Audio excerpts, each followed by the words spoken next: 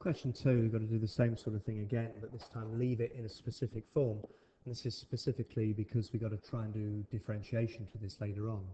So here we've got x to the power of a half. It's all being to the power of 4. And we've got 2 of them.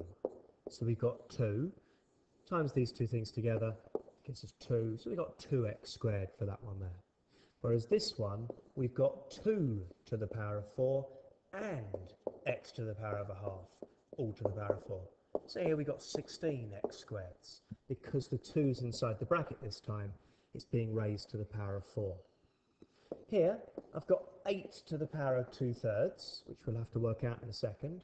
And we've got also x to the 9 to the power of 2/3. Well, the cube root of 8 is 2. 2 squared makes 4. This bit's 4.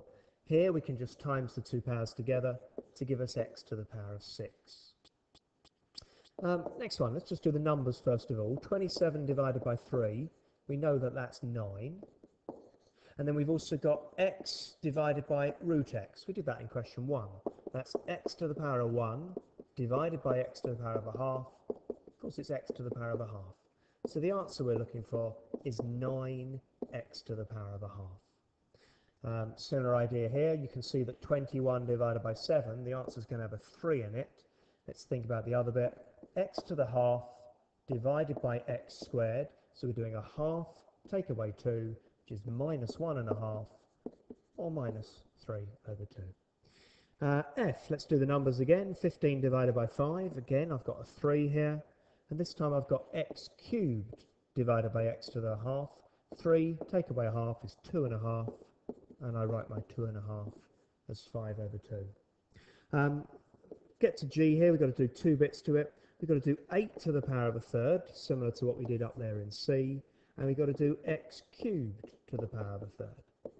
8 to the power of a third is 2, times those two things together is 1, so we just got 2x. And let's combine all those ideas together for the last one. We've got 2 cubed. 2 cubed is 8. We've got x to the half, all cubed, all divided by 12 times the square root of x. So I've got 8 divided by 12 to start with. That's 2/3. Now the other bit.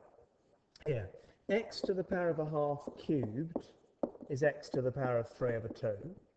I've got to divide by that by x to the half, so I've got to take away the half. Take away half just leaves us with the 1x there. 2/3 of x.